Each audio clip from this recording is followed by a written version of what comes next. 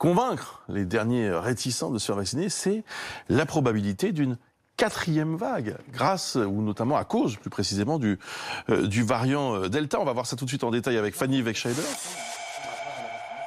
Absolument. Fanny, à quoi pourrait ressembler cette quatrième vague en France ? Alors cette quatrième vague, vous le disiez Bruce, elle est notamment due, en tout cas elle pourrait être possible à cause de la propagation du variant Delta, mais aussi l'allègement des contraintes qui commence encore aujourd'hui et ou du ralentissement des vaccinations. Alors selon tout d'abord l'Institut Pasteur, il faut le dire, est plutôt rassurante dans sa projection. Cet éventuel quatrième rebond serait moins grave que les précédents. Selon ces modélisations, les hypothèses sur cette nouvelle vague automnale sont un taux de reproduction R0 égal à 4. C'est beaucoup, ça veut dire qu'une personne contaminerait 4 autres personnes. Actuellement, on en est à 0,54 selon les derniers chiffres de tous anti-Covid.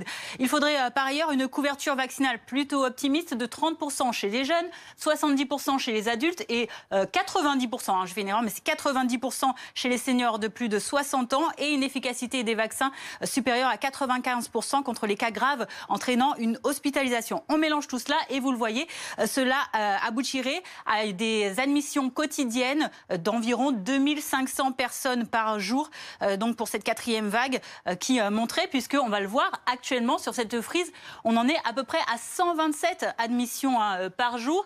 On se situerait en fait entre la troisième vague d'avril dernier à 2200 admissions par jour au pic et la seconde vague où on en était à peu près à 2800-2900 à l'automne dernier. On sera en tout cas bien loin de la première vague, le premier pic où on était autour de 3600 admissions par jour. Ça, c'est le scénario de cette quatrième vague. Mais que recommande l'Institut Pasteur pour faire face justement à cette vague ? Alors, plusieurs préconisations, mais la bonne nouvelle, il y en a une quand même, il faut le préciser, c'est qu'on n'aurait pas besoin forcément d'en revenir à un reconfinement. Et ce, à condition, évidemment, d'être suffisamment vacciné. On le disait tout à l'heure, l'Institut Pasteur recommande donc, pour contrôler cette épidémie, de poursuivre fortement la vaccination. Les non-vaccinés comportent 12 fois plus de risques de transmettre le virus, d'où l'importance de vacciner les plus fragiles, qui ne sont pas complètement vaccinés. Les seniors, par exemple, ils sont 3% de la population et pourraient représenter 35% des admissions à l'hôpital.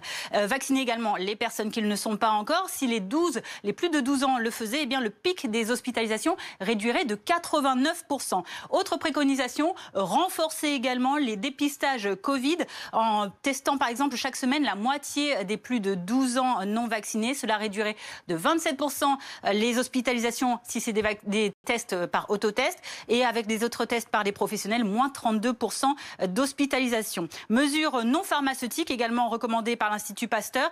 Le respect des gestes barrières toujours, distanciation physique, port du masque. Cela réduirait de 10% les transmissions. Évidemment, c'est une recommandation donc qui pourrait être utile. À titre de comparaison, un confinement réduit de 70 à 80% le risque de transmission. Merci beaucoup Fanny pour toutes ces précisions. Direction à nouveau le Jardin des Halles à Paris.